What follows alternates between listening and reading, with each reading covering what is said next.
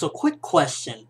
Do you guys think after reading this chapter, Law was kind of foolish to make that deal with Caesar and actually just say, here's my heart, when he knew he would probably double cross him in the end? Let me know what you think about that. Alright, so this particular chapter, not too many exciting things happened.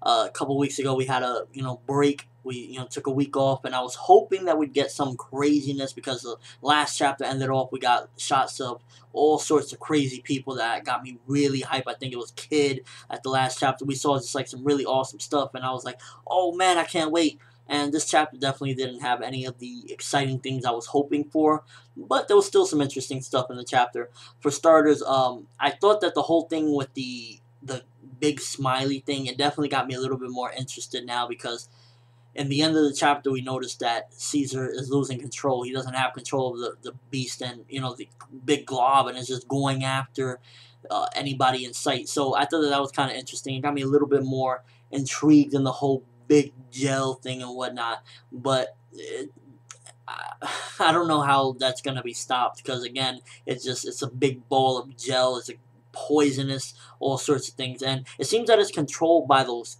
big candy things. Like, it's similar to the kids. I think it's like addicted to those big things of candy or something. I don't know. Then we learn a little bit about the whole deal that Law made with Caesar that I was talking about earlier, and again, I think that was very foolish. To be honest with you, why would you say openly, even if you get Monet's heart? I would have said, let me get your heart, Cece, and then we can do a deal. I'll hold your heart, you hold my heart. But to take Monet's heart, he don't even care about Monet. He don't care about Monet at all. Like, shove her heart up your butt for all he cares. Like, he don't care about her. Why would you make the deal, and particularly, here's my heart, and then give me your subordinate's heart? I don't know. So I thought that was a little bit foolish of Law, knowing that he could probably will double cross Cece in the end. Little on the side. We see a little bit more with the kids thing, with the whole kids and what's going on there. One of the kids actually broke through and realized, maybe I should listen to Nami and Usopp and whatnot. Definitely like that the kids is like starting to think, because they're drug addicts, the kids, but at the same time they have minds and whatnot. So I like that they're breaking through, and Cece's kind of playing with them more and everything. It's just really wrong stuff. I don't know. I feel uneasy when I'm reading that content. Of course, it's fiction and whatnot, but at the same time, I just feel really uneasy because I have family members that are little kids, and to see drug-addled kids, it's really just a little uneasy with me. So I like that one of the kids is like breaking out and thinking, oh, this is wrong. I should listen. Let's get out of here. I like that part, because that content particularly, for some reason, just makes me real uneasy to read, because, I don't know, it's just weird to see drug-addled kids again, and just wrong. And overall, yeah, the chapter really not too much happened in it. We got a flashback, which was, again, like I said, about the whole Law situation. We see about the kids that are breaking out. We see that Nami and Sanji's body is like really all messed up. His body is kind of messed up, but since it's Sanji, she could take it. When they get their body switched back, one of them is gonna be coughing up a storm. What the heck happened? Why do I feel like this? The other one's going to be beaten to oblivion.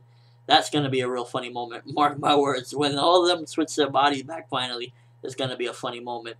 And yeah, for the most part, they was just trapped in the cage, and Cece was talking. We understand now how the whole world is actually watching, because there's a Dendem Mushi that is broadcasting everything that's happening, so that makes more sense now. That was clarified.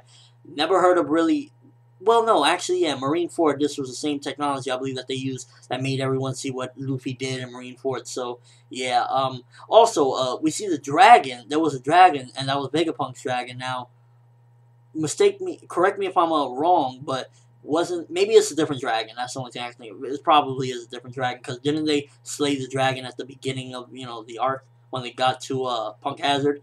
So that's most likely a different dragon, but I was still a little bit like, so this whole Punk Hazard, how many dragons are there? It's kind of funny, another series, fairy tale, like, dragons are rare, and here it's just like, hey, there's dragons. Kind of funny stuff. Overall, not the most interesting chapter. I enjoyed some of the little aspects of it. There wasn't even really too much comedy or anything, which was a bummer. We see that Virgo got Law's heart, and that was, I guess, interesting, because now how are they going to get out of this? That's really what I want to see. Like, that's the thing that's like pulling me, like, how are they going to get out of this? They're all trapped. Virgo has Law's heart. Cece has Smokeless heart. you know, how they're gonna get out of this. I believe what Chopper's only one of the only few that are left out of this. So I just want to see how they're gonna make it out of this, because this is, they're in a tight jam, but I'm sure, of course, they're going to get out of it. I just want to see how. So, and overall, again, nothing too exciting or anything like that, but I did enjoy some of the aspects of it. I wish they would have beefed it up with some comedy, at least, since not too much was going on. There was more so a lot of explanation, and usually with One Piece, when there's not action going on, there's crazy comedy, but none of that was really in this one. So, yeah, that's pretty much overall my thoughts of the chapter. It was more so explanations. Wish they would have had some comedy or some action or something just to keep me a little more entertained. Looking forward to the next one to see how they're going to get out of this jam, because obviously this is not going to be the end of their journey. Let me know what you think. Again, my first question, I want to reinstate it just in case you missed it, or you wasn't really paying attention. Was it foolish for Law to make that deal with CC about giving him "Here's my heart" in case this deal goes wrong? Let me know in the comment section below. Video response. Overall thoughts of this chapter. Do you think it was a boring chapter? Do you think it was a good chapter? This was definitely a lot slower than the past few weeks. Past few weeks I've been mind blown. This was a slow one. But that's all I have for this review. Thanks for watching. Hope you enjoyed. Thumbs up if you can't wait to see how they're gonna get out of this particular pickle, so to speak. And as always, people, have an awesome day.